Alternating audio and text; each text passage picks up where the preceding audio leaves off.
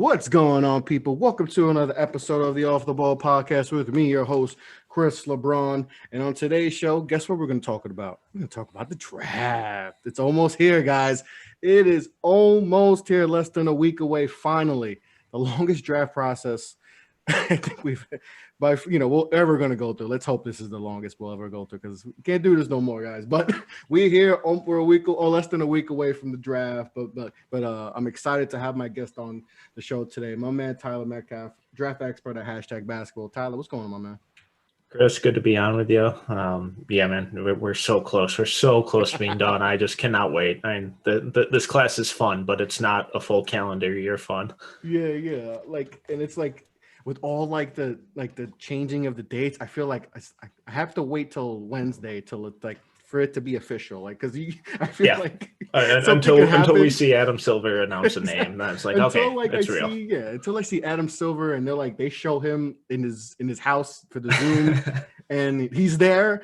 And not even that. I have to wait till it's 8:00 it starts, and then I see him talking, and I'm like, all right, cool, because it's like, with all the changing of dates of this and that. I mean, the draft got changed 78 times. It feels like it's been a very different year, to say the least, right? Yeah, it's been a roller coaster, man. It's been a crazy year, but you know what?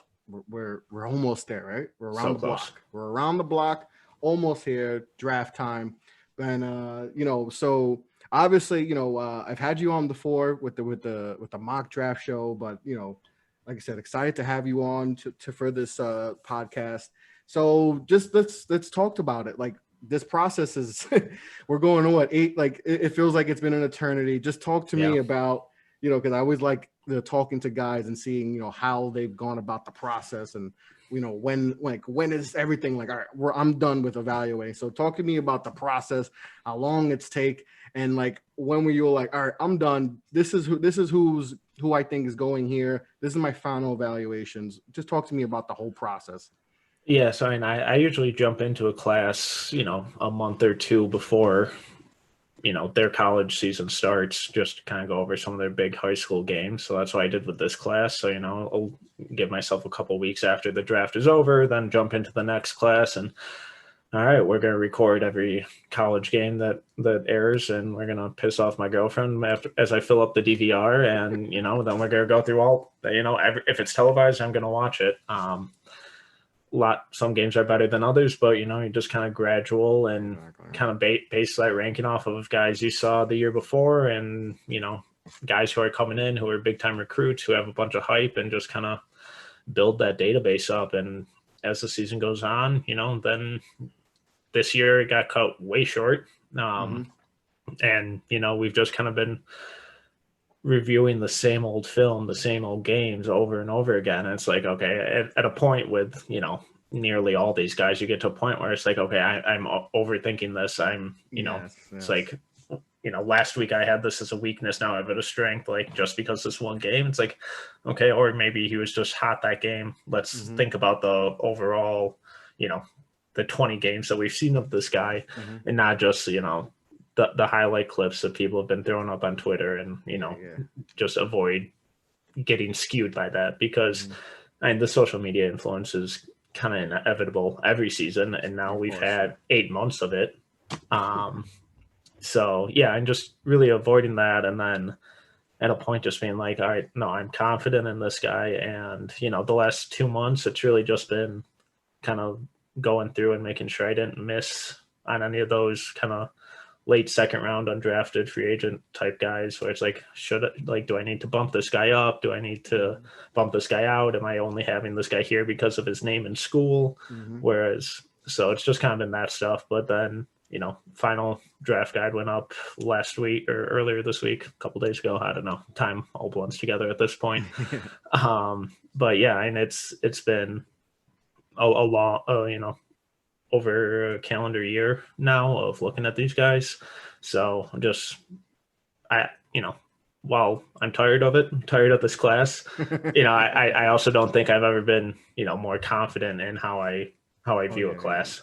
Yeah, I'm sure you're prepared. You probably know these guys, where they were born, the words the first time they dribbled a basketball. You probably know these guys back and forth with all the time, and because like you said, you this is almost a year plus, like you said, since the start of the college year. Before that, you're saying, and we're in November, right? Yeah. We're usually getting, we're a month into this regular season usually. Yeah. So we would be, seeing how guys are performing at right now. And now it's going to be crazy for these guys because the draft's going to happen. Free agency is going to happen right after. And then boom, they got to get ready to get ready for a season, right? There's not going to be a regular summer league. Training camp's going to be really different. And then boom, hey, we got a regular season and let's go. So, I mean, just in a month span, everything's going to get crammed in. So if these guys are going to really, they're really going to feel it once they get drafted. So that, I mean, that's just, I mean, like I said, it's been a crazy year, man. Yeah. And expectations for these guys they have to be low because I mean, they're going to be moving to a brand new city and, 3 weeks of training camp. And then they're in an NBA game after not playing competitive basketball in a year almost. Yeah, some of them are over a year. Yeah. Yeah, we haven't seen James Wiseman in a year. So, and statistically, this could easily be like one of the worst or least productive rookie classes we've ever seen, just because these guys haven't had an off season. They haven't had training camp, time to adjust to their new city, their new team, all of that stuff, summer league. And, so teams and fans are going to have to be patient. I know they're not going to be, the second that, Isaac Okoro chucks up a brick, it's why did we draft this guy with the top 5 pick? Like, this guy's a bum. But, or whoever goes to the Knicks, right. Whoever goes to my Knicks, that's going to be the case the minute they, they go shoot. That'll happen on draft night, though. Yeah. Yeah, the boo. We're gonna boo whoever on draft night. They're just you're gonna be virtual boos. Everyone hates. Everyone hates every pick. It's Knicks Twitter can be. I'm sure you see Knicks Twitter. Obviously, I'm very active on Knicks Twitter. Yeah, and like what I'm doing right now. I'm just like, oh my god, what are you talking about? You probably never watched that guy play. How are you saying he's not good? And this, like, everyone's not good. Right. But guys, we have to like someone. Right. Gotta like someone, right? Right. Can't hate every prospect. Oh, this guy doesn't shoot, or this guy doesn't do that. Like, all right, the guys have flaws. What do you?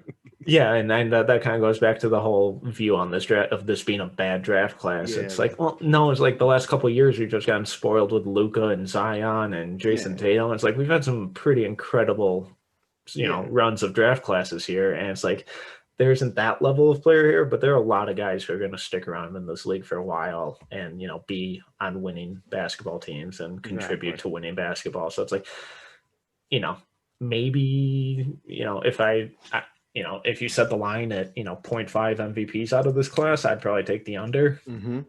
But, there are going to be a handful of all-stars. They're guys with that superstar potential. The likelihood that they hit it is lower than it has been in previous years, but it's still there.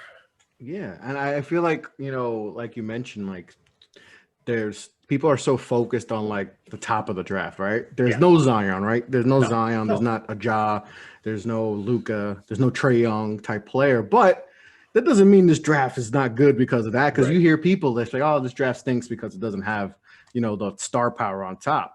And I'm just like, no, this draft, it's got some good rope, like good guys who could be in the league for 10 years. And I think people forget, like, the league is made up of mostly role players. Like like there's just a few guys who are like game-changing players. I mean, you're not going to find LeBron James and these type of players, Anthony Davis type players. Like, those are rare commodities, guys. Like, just because those players may not be in this draft, and we don't know, right? We could see one of these guys pop, like it does, like the Giannis draft. Like, that wasn't a great draft. And guess what? People probably said the same thing about, there's a bunch of guys like that. And and then boom, guess what? He's a 2-time MVP, Defensive Player of the Year, and he's one of the best players in the league. So, like, we have to wait before we can really judge, like, oh, this draft stinks and all that. So I feel like with this class, especially, like, people just, and like I said, the season got cut short. Like, who would have known if we seen Obi Toppin continue the season playing tournament, like, and all the rest of these guys, right? We didn't get to see them play high level games, right. So when people just say the draft stinks and all that, it's, to me, you can't, it's just wrong, because this draft is deep. It may not be sexy at top, Right. Other than like LaMelo, because we feel like we've known LaMelo for freaking 10 years already, but this draft to me is really good. So let's get into your board. Like I said, it's, first of all, I love the presentation. It's beautiful. Yeah, and I'm big on that. I'm big on visuals. Yeah. And like, it just attracts me, so I keep going to it because it's aesthetically pleasing. So yeah, and the guy who runs hashtag did an incredible job with that. Every year he's awesome. I just give him words and he makes it look good. So it looks he's beautiful. Awesome. It's like, and then like the ability to like go in depth, like it gives you the basic, like a little bit, a little bio, and then you can get into that. And I love that. That's what I like about. I appreciate that. That's what I love about your site and all that. But you have Denny Avia number 1. You got Isaac Okoro 2, Onyeka Okongwu 3, Anthony Edwards 4, and Tyrese Halliburton 5. So let's just talk about a little bit about your top 5, and especially Denny being number 1. A lot of people like Denny, but I don't see a lot of people having him number 1. So talk about Denny being your number 1 prospect. Yeah, and I've been driving the Denny hype train since January. I'm sure people are annoyed with me on Twitter over it. And I get the concerns over the shot. Is 30%, 50% free throw. And over the last couple of years, he's grown a lot.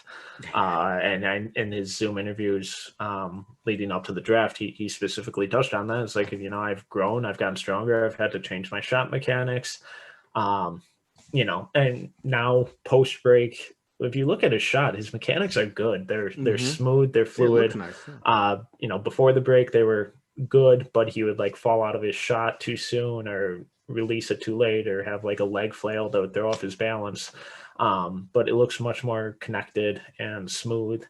And the overall 3-point percentage post break, and he got out to that blazing hot start, but then it tailed off and he was kind of back in like the low 30s. But his free throw percentage was up in the 70s, which is good, almost identical to Edwards and LaMelo. So that's really encouraging for me to see actual tangible growth. We can look at the form and be like, oh, it looks better, but what are the results? And exactly, the 3 wasn't quite there. But I don't expect him to be Davis Bertans out there, or the Danilo Gallinari comps are way off. But I do think he'll be league average, and that's really all he kind of has to do, because he's a very good slasher. He's a great passer on the move. I think he's one of, if not the best transition finishers in this class. Just like sneaky straight line speed. And then his defensive growth over the last 2 years has been tremendous. There are obviously still those, gaffes where, Obi Toppin-esque gaffes out there.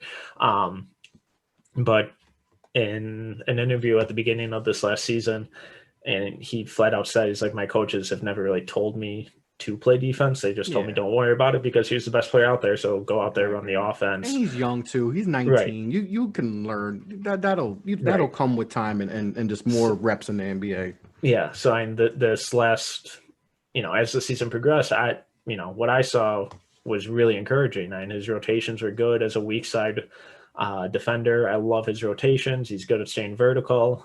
He's not the most explosive, so he's not going to be like a shot blocker.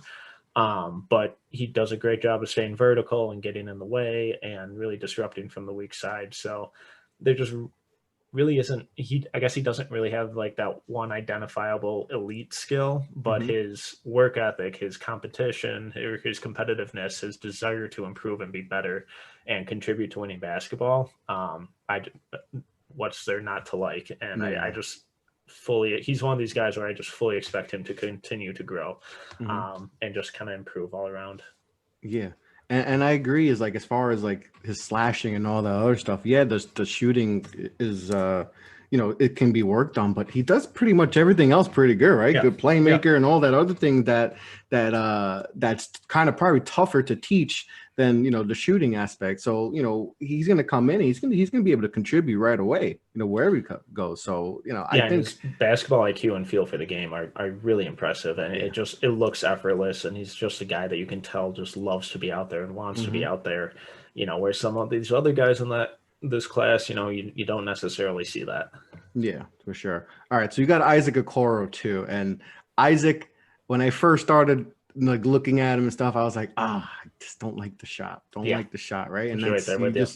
And then the more like you talked about with Denny, then I remember talking to someone, they told me watch everything else. Forget about the shooting. Watch everything else. So just forget that the shooting even exists. Watch everything else. And I'm like, all right. So I watched it from that perspective, and I'm like, oh, okay. I know why people like him. Because we just fall in love with shoot. You got to shoot, right? And everyone tells you got to be able to shoot in today's NBA, right? You got to shoot. But it's he does everything else pretty damn good. He is, and his defense is. I mean, he's a plus defender. He on ball off the wall. He's gonna get in you, and he's a smart defender too. Yeah. And along with the strength and all that, and he's a great slasher and all this other stuff. And I'm like, okay, now I know why people like it. And that's when I started to roll on and really appreciate what Isaac does on the court. So talk to me about Isaac a little bit. Yeah, so early in the season, I was not in on him at all. I had him late first round, and I'm seeing Mike Schmidt talk about, Isaac Okoro could be, one and done top 10 pick. I'm like, in what world is this guy who's just throwing up bricks and passing up open jumpers going to be a top 10 pick? And then, like you said, it's literally everything else is incredibly impressive. I mean, he's the hands down best defender in this class. And he has the size to guard 1 through 4. He takes pride in it. He works his ass off. And there are numerous clips of him cutting off transition, fighting through a screen, rotating as the ball moves, and just almost single-handedly shutting down a 4-on-3 break. And the athleticism, the length, the work rate, it's incredibly impressive. And then he's a really good passer too. And he's got an NBA ready body. He's a good slasher, attacks the rim really well. I don't really expect the shot to even reach league average, and I don't think it really needs to, because as long as you're not asking him to spot up in the corner and some, Houston Rockets offense, I can't imagine him not making an incredibly high impact towards winning, because shooting's his only weakness. Everything else is, essentially a strength. Yeah, I agree. Like I said, and he has an NBA body and the motor too. He has a relentless motor. It's incredible. And you add that with the defense and how he plays the passing lanes and all that. I think, like I said, I was saying with you, I didn't get it. I'm I don't get it. I don't get why people like him. I don't see it. And then I'm and like you said, take away the shooting. Yes, we know that's a glare, but look at everything else. And I'm all right. Okay, I like it. I like that. And he'll come in right away to whatever team, and he's going to be energy. He's going to give you energy and great, heart and all that. So I think, like I said, I don't see him being he's not going to shoot 40% from 3. He's not going to be that type of player, but the slashing and all that, in transition, I think that'll make him, at least a very good NBA player for sure at the next level. All right. So you got Onyeka Okongwu at 3. So obviously the big debate is always going to come down to Wiseman and Onyeka. Who's the first big man off the board? Obviously, you got Onyeka here at 3. So give me the why you have Onyeka 3 over Wiseman. So I think Wiseman is really going to be dependent on his landing spot. So if he goes to Golden State, I would probably move him up into the top 4 here. If he goes to Charlotte, I'd probably leave him closer to 10. I think Okongwu's feel and just overall immediate defensive impact is going to be so much higher than Wiseman. I think Wiseman theoretically could be eventually a better defender. He's a little more explosive, and could really be. If he can hone in his defensive fundamentals and stop chasing blocks, and improve his perimeter footwork, where he can actually, you know, switch on guys on the perimeter and not get cooked, then he's, you know, that I don't want to say Anthony Davis because I'll get blown out of proportion, but you know, you can kind of see the similarities where it's shades of that type of defender, where Okongwu is, okay, this is what he's going to be. Like, he's going to be this very good defender who can right now, you know, switch on the perimeter for moments if he needs to. He's not going to be a full-time switch type big, but he has that ability to switch, you know, in the pick and roll or, you know, in transition or whatever, when he needs to. Offensively, I think Wiseman has probably a little more upside. You know, we've seen him want to have a little more finesse in his game and have, you know, be able to show off that jumper. And, you know, he's claiming that he can shoot threes, but everyone in an empty gym can shoot threes this time of the year. Richard Robinson was shooting threes and all that, exactly. knowing you're not going to see that in the league. So I get it. So it wouldn't surprise me if Wiseman, you know, if he, you know, progresses out to the 3-point line, because he's, you know, had that finesse in his game. I don't like his lower body strength. I think he's going to get bullied in the post. You know, I think Okongwu will, only against, you know, the biggest of the bigs like Embiid, but then, you know, who doesn't Embiid bully? Embiid is a rare 7 foot 270. So. Right. And then Okongwu is going to be, you know, probably one of the best interior finishers in this class. I know the Bam comp gets blown out too often. They're, you know, kind of similar bodies, similar defenders. I see some There's shades there. Yeah, the shades. And, you know, at Kentucky, we didn't get any playmaking highlights from Bam because he was put on the block and told to set screens.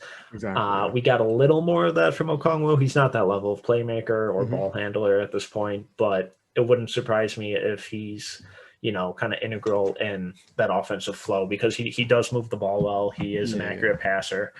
He needs to improve his decision-making a little bit, but the shades of kind of being in that mold of playmaking big man are there. He's not going to, I would be surprised if he hit that level, because Bam's a singular talent at this point. But the shades are there. So, and again, if Wiseman goes to Golden State, you know, they're a lot closer for me, but I think Wiseman's really going to be a symptom of where he lands and the kind of culture and veteran leaders that are there to kind of guide him and lead him.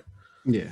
And obviously with Wiseman too, is like, he's gifted, right? Physically, like 7'1", physical freak. He's one of the most gifted big men we've probably seen, you know, in a while. Like, he's just physically gifted, but and just graceful and just moves really well. Runs the floor excellently. He runs so fluid. Yeah, he's so fluid in space and all that. And I think it's tough to evaluate, because all you really have is 3 games in Memphis, right? Not really, you know, I think 1 game versus, you know, a legit competition. The other 2 against, you know, not high level competition, and then you just have high school tape, and we all know how high school tape is. You're just seeing dunks, and it's hard to evaluate someone, you know, just watching high school tape. So he's just, I think, you know, people are going to draft him strictly off the potential, right? I think you're just going to look at potential. Yeah, I mean, it won't surprise me if he ends up being the best player out of this draft. And, you know, that's the fun thing with this draft, is that there are, you know, 4, 5, 6, 7 guys who you can be like, okay, I could see it. And, you know, Wiseman's definitely there. I just have a little more hesitation that he can actually reach that. And, you know, just his lack of lower body strength bothers me. And just, there are a lot of times where he would just avoid contact, where, you know, he could easily just dunk over this, like, little 5'11" point guard who was unfortunate enough to have that weak side rotation, and instead he tried to pull off like this off balance turnaround fadeaway, and it's like, what are you doing, man? So I'm sure a lot of that gets ironed out as he matures and whatnot. But Okongwu's decisiveness, his feel, his immediate impact just puts him over the top for me. Okay. All right. So I want to get into, give me a guy you feel like is going to can rise in this draft, and give me someone that you see could possibly fall in this draft. Yes, and word around town is that Patrick Williams could now go as high as 4. I heard the Knicks at 8 too. I heard Knicks at 8 too. Yeah, so I mean, it'll be interesting. I like Patrick Williams. I have him at 13. I wouldn't take him, in the top 5. I think he's more of a project. He's a gifted athlete, and he's another built. Physical freak. Yeah, but I like his defensive upside. He's really good shot blocker, really good passer. He's one of these rare players who is better shooting off the dribble than off the catch, and I think a lot of that is because he since high school he refined his shot mechanics quite a bit. So I think when he's spotting up, he's overthinking it and trying to guide it and make sure everything is right. Whereas when he's shooting off the dribble, it's it's smooth. He's not thinking, he's just doing. But yeah, and there've been a lot of talks about Patrick Williams going early lottery, which I think would be a reach for me. I think there are other guys here who are, more surefire things who can contribute, quicker. But, there are talks about Minnesota trading up to 6. I've heard, he could be in consideration there. Isaac Okoro stopped working out for teams, so it kind of sounds like he's gotten a promise from one of those top 8 teams. So, those are 2 guys who kind of really seem to be going top 10 almost for sure. And if you want one of them, you're going to have to kind of give up some assets to move up to get them. Yeah, for sure. And who thinks fall in this class? That could fall. I mean, I've seen Josh Green all over the place. I like him a lot. I have him at 12. I've seen him all over the place. Yeah, I've seen second round for some people had going to second round, which is kind of crazy. I think he's definitely a first rounder, but second round, I've seen some people have him there. Yeah, and it would be nice if he could make a layup. But I mean, he's one of the best perimeter defenders in this class. I think he's a good enough spot up shooter. And just kind of those alone, I think kind of put him pretty high in this class. Jaden McDaniels is a guy who he's tough. Yeah, he's tough to evaluate. I don't know what to do with him. The talent is top 5, right? His talent is like he's one of the most talented physically, like, as far as gifts and what he can do. Like, obviously, he was a top 5-star recruit coming out of high school, going to Washington. But we saw a lot of struggles in college. Yeah, and he just, I hate to talk about college kids' character because I don't know him. I'm not in the gym, but he was one of those guys where his body language was just obvious when you watched him. And when things didn't go his way, he got teed up a ton. He fouled a bunch. The effort just went away. I think he's a really good shot blocker. I love his length. I think he could be a better defender than Washington showed because they play that horrid 2-3, like extended 2-3 zone, which just kind of puts everyone on an island and just isn't really good for anyone. But the raw tools are there with his length, his size, his rebounding, shot blocking, scoring versatility. It's there. But it wouldn't surprise me if, when teams talk to him, if they get kind of turned off a little, if he doesn't interview well, or they look at his film and they're like, why are you like mentally taking yourself out of all these games? So I have him at 27 because just like the intel on him hasn't been great. But, he, like you said, and he's probably a top 10 talent if we're just looking at the raw basketball ability. Yeah, he's gifted, but he's also, like you said, I also wouldn't be surprised if someone takes him, in that top 15, 20, simply because of the talent, right? Because if there's a draft where you might take a chance, and like you said before, like there's a few guys like that where, like Poku and a few other guys where people just look at it, they're just going to look at the players like, hey, why not? Let's just give it a shot for this year, right? Because obviously this draft is very wide, range where guys can go. And I wouldn't be surprised if someone, Boston takes him at 14 if they keep their pick, or somewhere in that top 20 where he goes, and just people just like, all right, maybe if we comes to our program and we got the right vets around him, we got the right, developers here, we can develop him into the player we think he can be, right? So I wouldn't be shocked if I see a lot of we see a lot of stuff like that in this draft. Yeah, absolutely. And, all these guys need is to sell one team on them. And, if they do that, they could get taken anywhere. And, we saw the Warriors take Jordan Poole in the first round, and I didn't have him in my top 60, and he was the worst shooter in the league last year. So, who knows what we're gonna see shocking, because that's the draft, right? Where every it's gonna happen, right? Yeah. And it's just a matter of we're gonna see guys who are probably outside your top 60 that are gonna get drafted. 100%. In the first round, and you're just gonna be like, what? Yeah. It's gonna happen. It's just a matter of who's gonna do it and where at what pick. Yeah, and how early. Yeah. And how early, right? Because it's gonna. How many times, the guy? And I just talked about this yesterday with Draft Deeper. The guy from Sacramento, took Papagiannis. Oh yeah, yep. Like, that's gonna happen. That's right, gonna where happen. Everyone's like, who? Even I think Bill Simmons. I think he had mentioned that Bill Simmons was like, what? Yeah, it's like, oh no. It's just one of those picks where you're immediately like, oh no, they didn't. And like I think everyone was like, what did Sac? But you know what? That's Sacramento, right? That's a very Sacramento-like thing to do. So teams like that are the teams that do that, and then they wonder why they're constantly, in the lottery, or trying to figure out, who's their star players, because you just can't do stuff like that. But no, it's gonna happen. It's just a matter of what team. It's usually going to be one of those teams like that, most likely, and where. So that's going to be interesting to see, draft day. All right, so let's talk about the Wolves.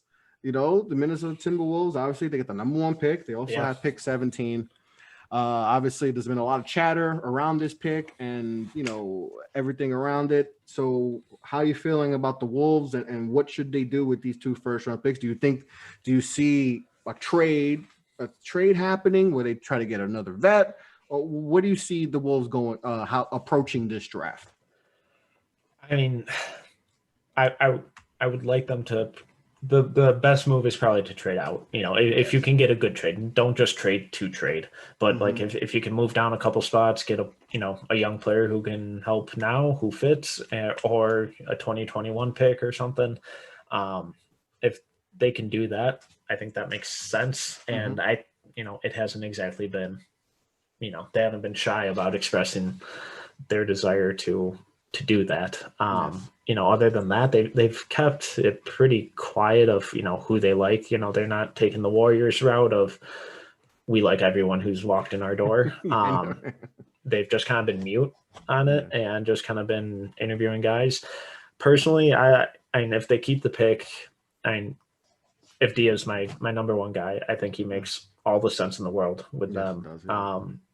Just like his cutting ability on offense, his playmaking on the move on offense with Towns and Russell, and Beasley, if they re-sign him, I think it would create a really dynamic offense, which would be a lot of fun.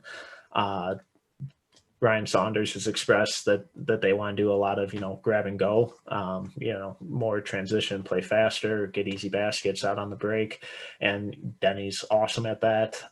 He's a really good rebounder. And once he gets it, he has the agility and speed to finish at the other end.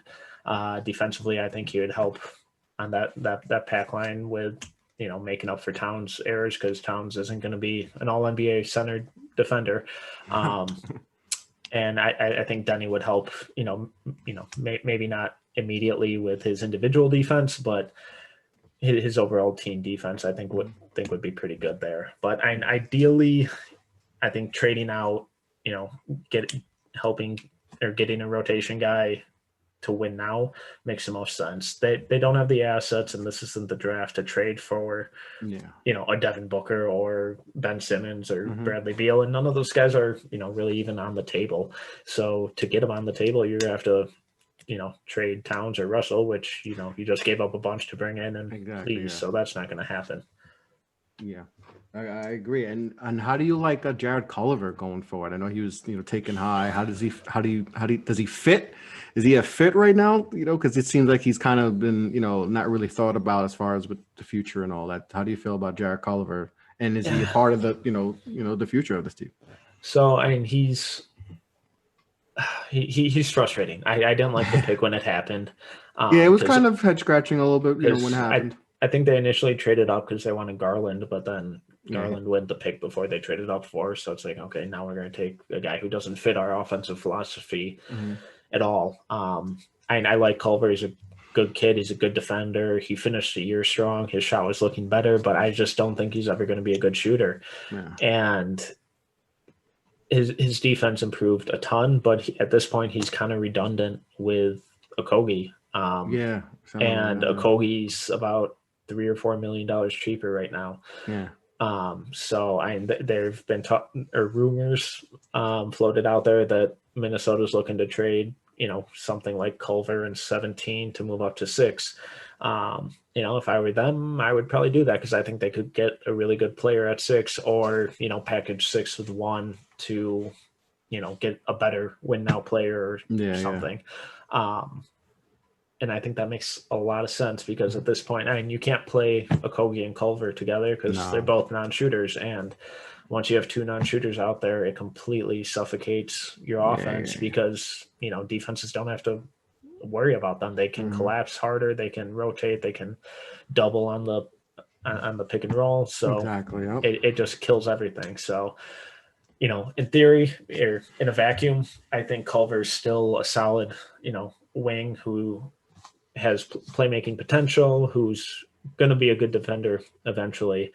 Just in Minnesota, unfortunately, I don't see it working because they have a guy at that spot who does almost the exact same things for a lot cheaper. And as a small market team who's with the number 1 pick, they're one of like 4 or 5 teams who are in the tax this year. So they're going to look to offload money.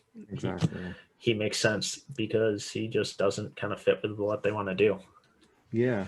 They're kind of in a weird spot. Like, are they, if they keep the pick, are they going to continue to try to just get young players, or do they go after it? Because Towns, Russell, those are really good. Those are all-star type players, and you would think, Minnesota would try to go after it, because you want to keep Towns happy, right? That's your franchise player. You want to keep him happy and want to be here for the long term, and you don't want to have to go through that Garnett stuff and the Kevin Love stuff all over again, right? Right. I'm sure you don't want to go through that stage again because that's not fun.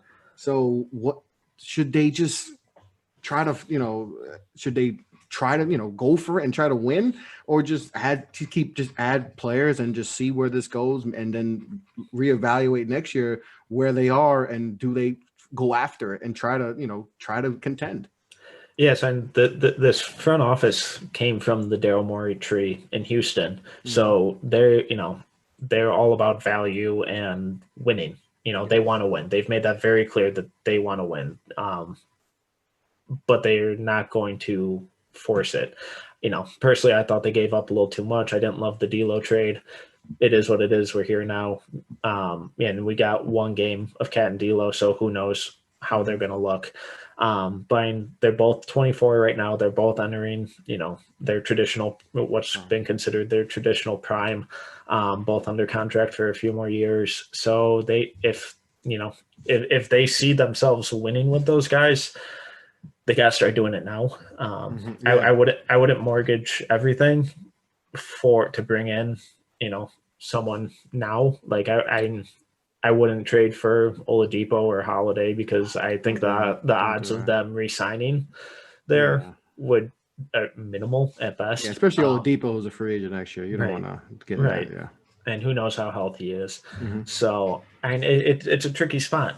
If they do trade up into 6, I would love them to, take Avdia at 1 and, maybe then at 6, make more of a home run swing. And it's like, if this guy really hits his potential, or flip those and, you take Edwards or Ball at 1. And if those guys hit their true ceiling, they're all-star, all NBA guys. And, then you got maybe 2 or 3 of them on the roster. So, and it's tricky. And the way they kind of justify keeping that pick is, hey, we're taking the best player available now. Our 2 stars are still young. They're all-star caliber guys, and they're entering their primes. And this guy's going to fit exactly, what they want to do and grow with them. So, and it's tough. It's a position that, don't envy, but Yeah, that's why they get paid the big bucks. it could be worse. You could be. It could be. It could be you much could worse. be. You could be from a team in New York. You could be a lot worse, man. All right, so let's say they stay at 17. Who's someone are in that area that you think could fit them well? If you have them take him, Denny at 17, who you think would be a nice fit there at 17 for them? Yeah, Josh Green, I love. I think he's kind of what people hope a Kogi can be. Mhm. I think they're similar defenders, but I think Josh Green will be a good off-ball shooter. And he can't really shoot off the dribble because he has like this weird thing where he caves his knees in when he shoots. Awesome transition finisher, freak athlete, great overall point of attack and team defender. For some reason, he can't make a layup to save his life. He just has no touch or left hand. So his finishing is atrocious, but I think his defense and outside shooting would be awesome.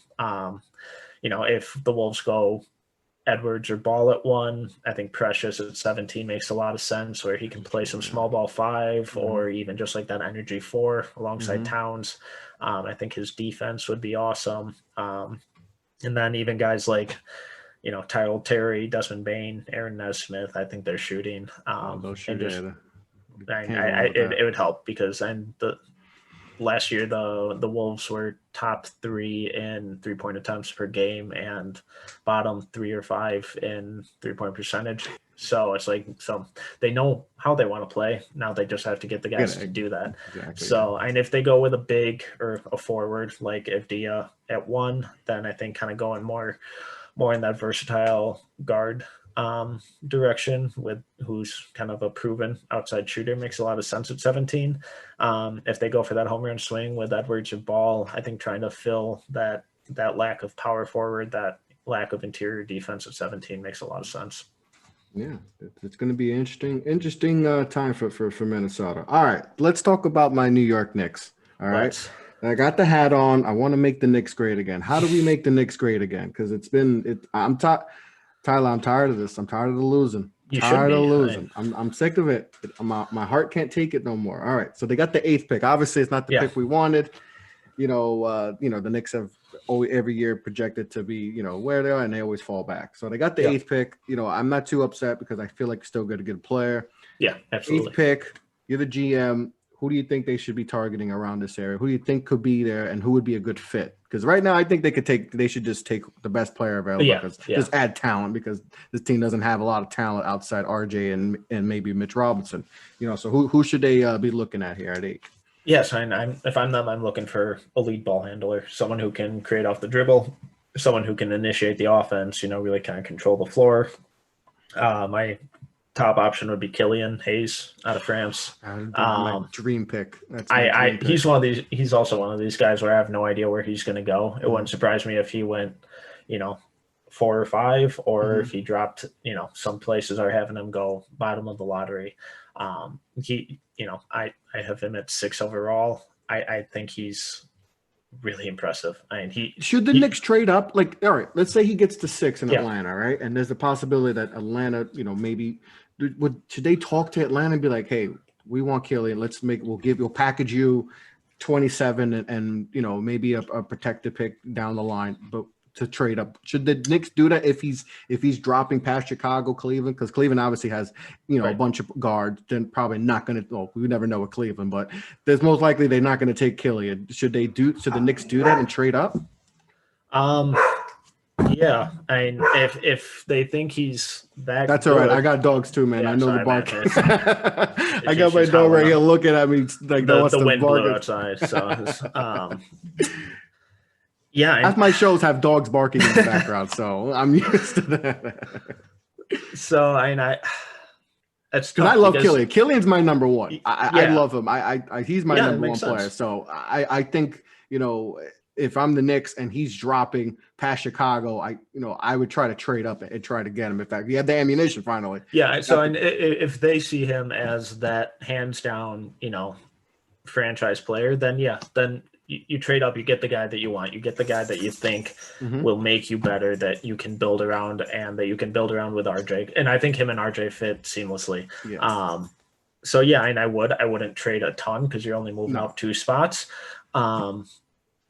but yeah, I would definitely call if he starts to fall. The tough thing is you got to weigh out. It's like, okay, well, I don't think Atlanta's going to take him.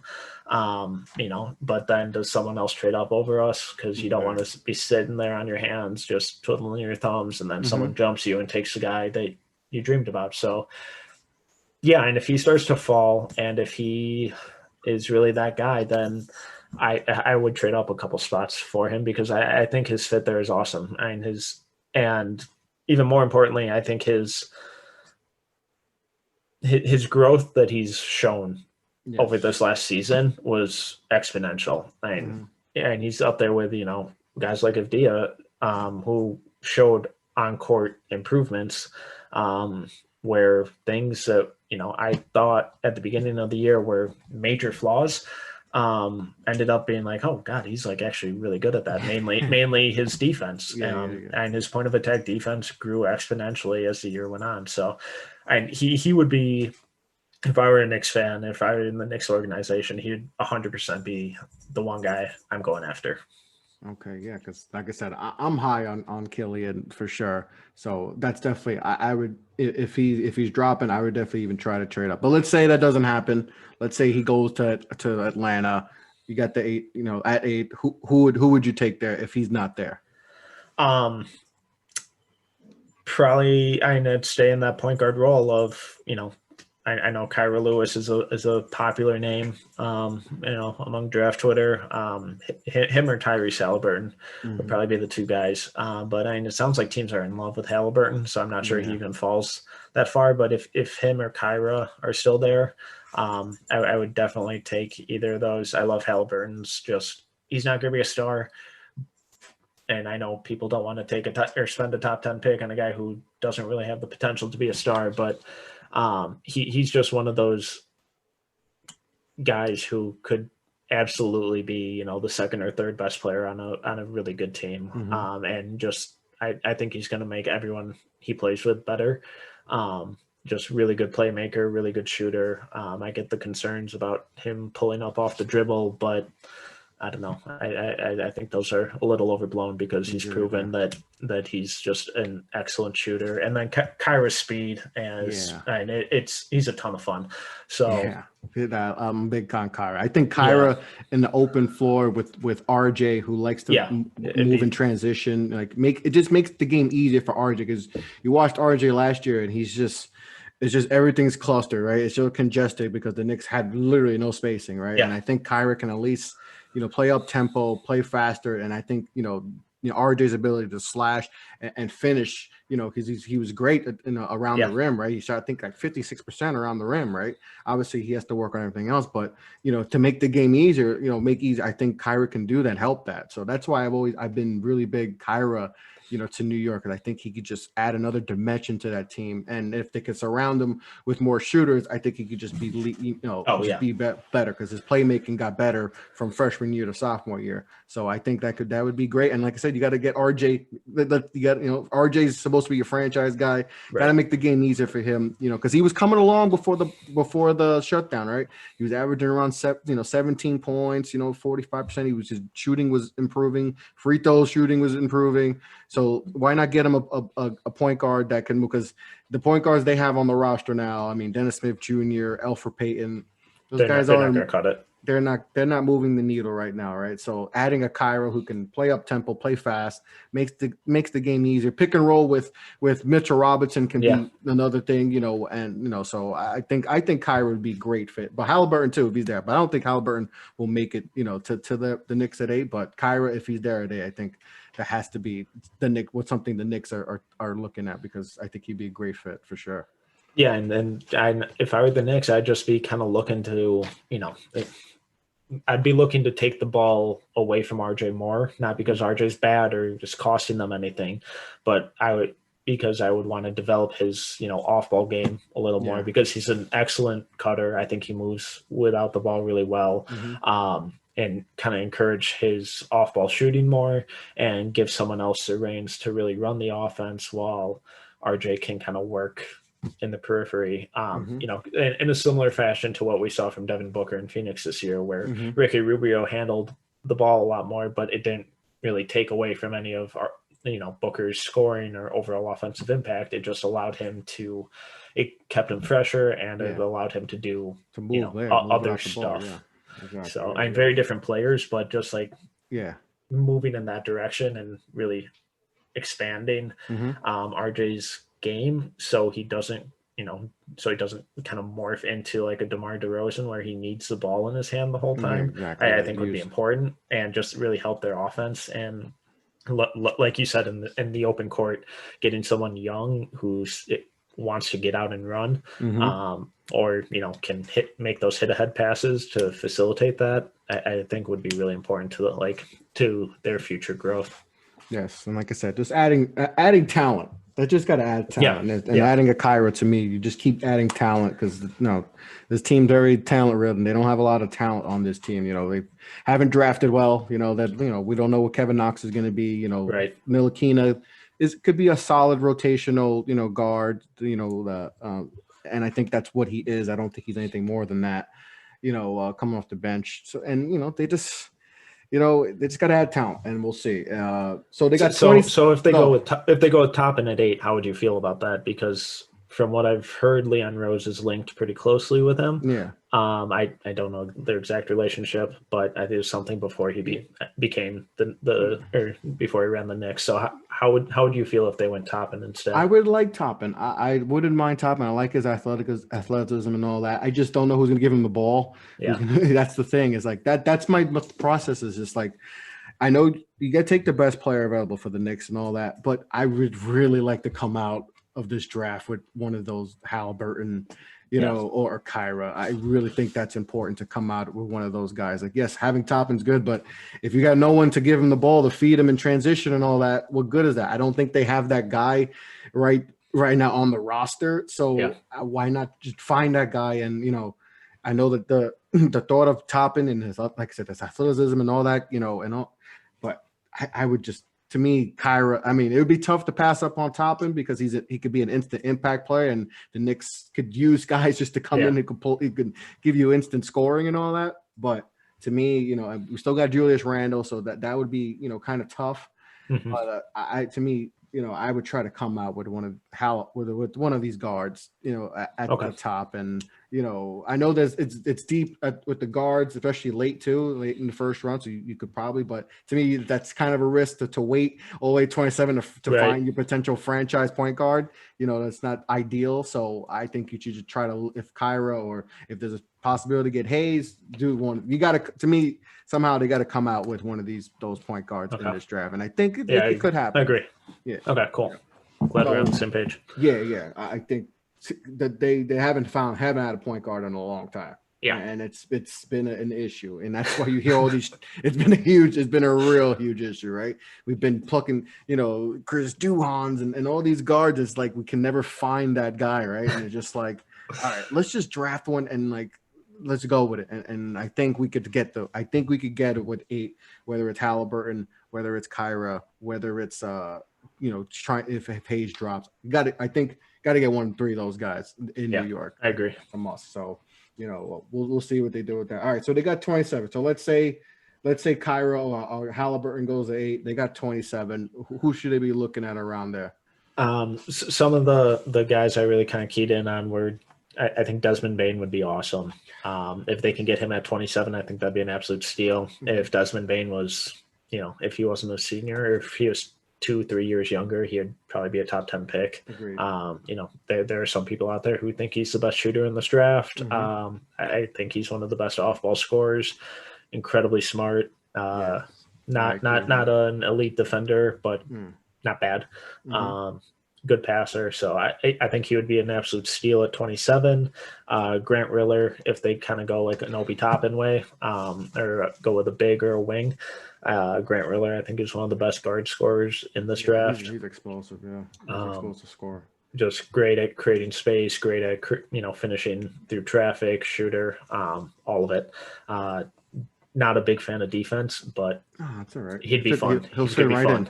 He'll fit right in. And then I think another guy is Malachi Flynn. Malachi, yeah. A lot of people are throwing out the Fred VanVleet comp with him just because he's an older guard from a smaller school. Yeah. I don't think it's perfect, but he's just one of those well-rounded point guards. He's a good defender, good passer, good shooter.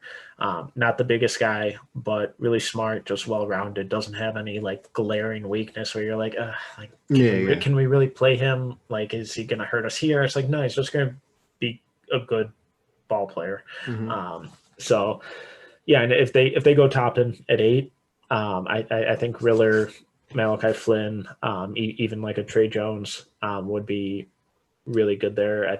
Tibbs would love Trey Jones. Tibbs would love yeah. Trey Jones. Yeah, so I think Trey Jones is probably the best guard defender in this class. Mm-hmm.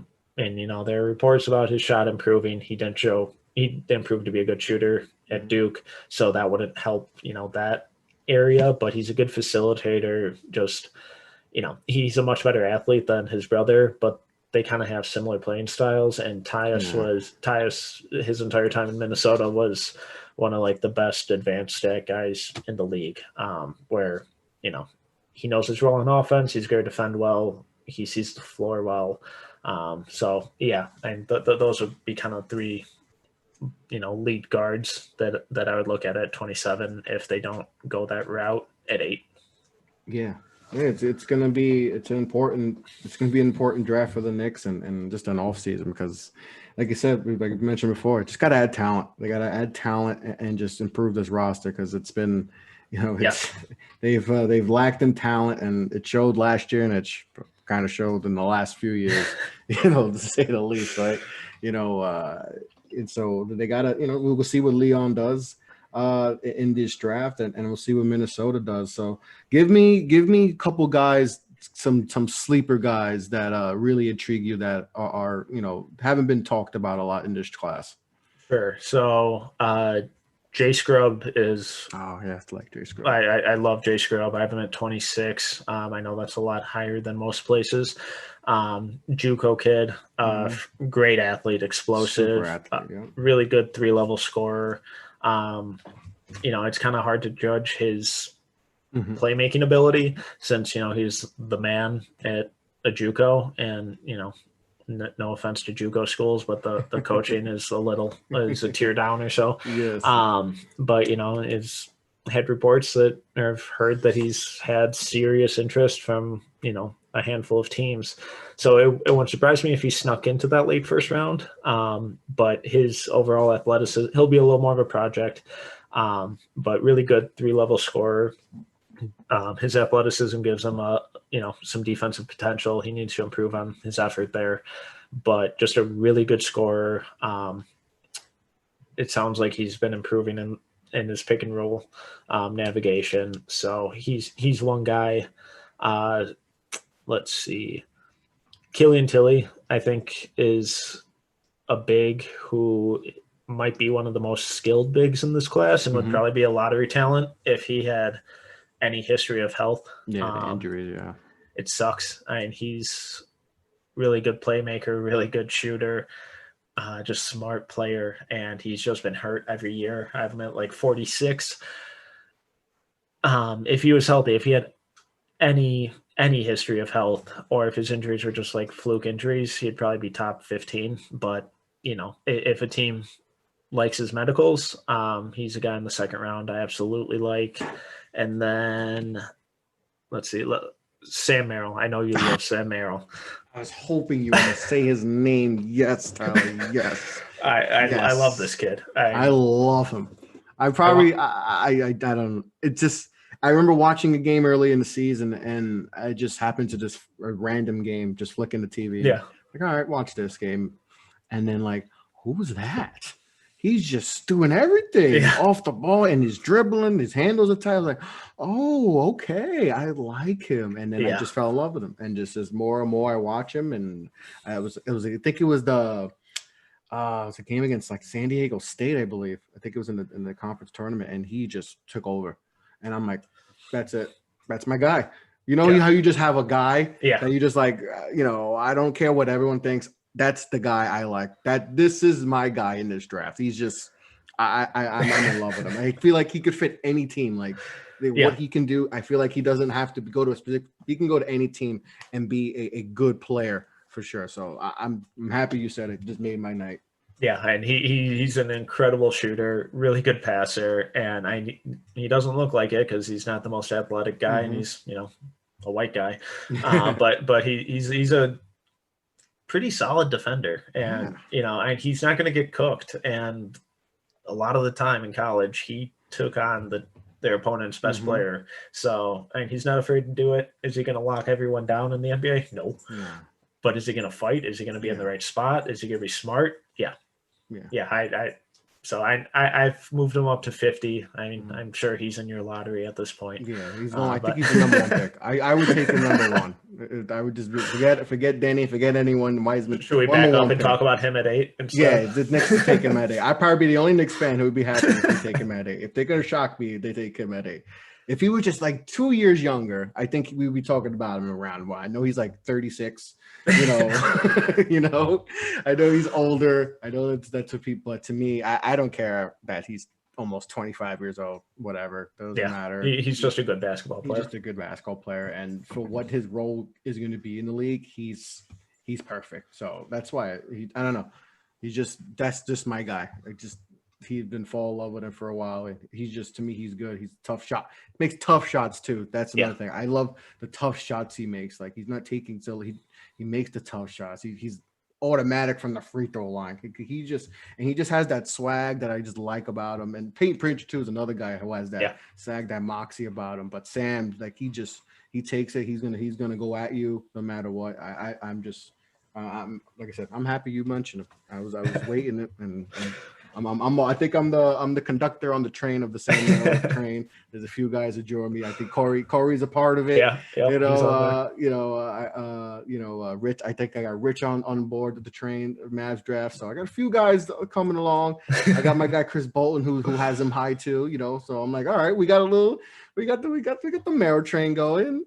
So I'm happy that you mentioned him. But yeah, I'm a big SAM MERRILL fan. So yeah, But Tyler, this was fun, bro. Yeah, man. This was a lot of fun, man. I appreciate you coming on. And like I said, the draft is here. Well, like I said, we're gonna wait because we don't know. We don't know with the craziness of the NBA. I'm gonna wait till it's Wednesday and we get the time, but it's here. It's finally here. We're less than a week away. And, then you can finally stop thinking about this draft and finally. and finally, I get to move on to Cade Cunningham. Now we can get to the real fun guys. Boston and all these other guys, Jalen Johnson and all these other guys, Jalen Green, all these guys that, the next 2 classes are really, really, really, really, really good. So really it's gonna be fun. Yeah. The Duke guys, the crop of Duke guys coming in the next couple of years are really crazy. But we'll talk about that in future shows. But Tyler, like I said, this was fun, bro. So before we sign off, just tell the people where they could find you on social media and where they could find your work. All my draft stuff is at #basketball.com. Final draft guide went up the other day. Strengths, weaknesses, comps, summaries, links to extended scouting reports on 30 of the 60 guys, I believe. About 2,000 words there a piece. So if you feel like you need some reading, go check that out. All my Timberwolves specific coverage over at Canis Hoopus. Easiest way is just follow me on Twitter, T Metcalf 11. And that's kind of the easiest place to find it all. Awesome. And what are you going to be planning on doing draft day?